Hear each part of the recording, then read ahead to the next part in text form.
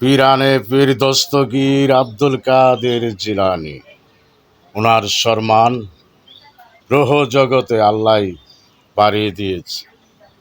যখন নবীদের রুহ আগের কাতারে সিরিয়ালে আছে, কার পর কে আসবে, তখন বড় পীর আব্দুল কাদের জিলানীর রুহ আগের কাতারে গিয়ে দাঁড়ায় বারবার।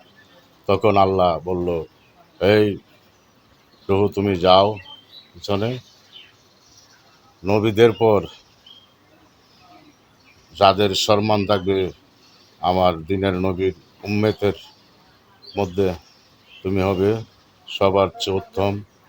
তুমি সব অলিদের সর্দার থাকবে বড় পীর আব্দুল কাদের জিলানী।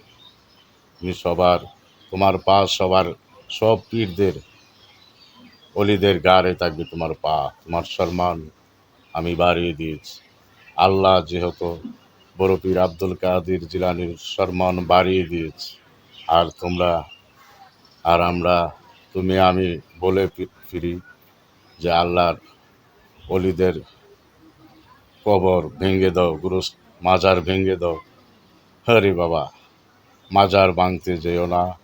আল্লাহর অলিদের উপরে কোনো হাত লাগাতে যেও না আল্লাহর অলিদের মাজারে। তাহলে তোমাদের হাত নষ্ট হয়ে যাবে, হাত পা অচল হয়ে যাবে। আল্লাহর অলিদের মরণ নেই।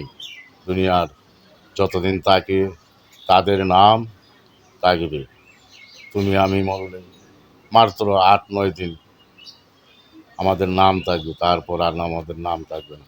যতদিন পর্যন্ত কিয়ামত না হয় এই দুনিয়া আসমান জমিন ধ্বংস হয়ে যাবে, তারপর অলিদের নামও থাকবে। অলিদের নাম কিয়ামতেও থাকবে, হাসরের দিনও থাকবে। তারা হবে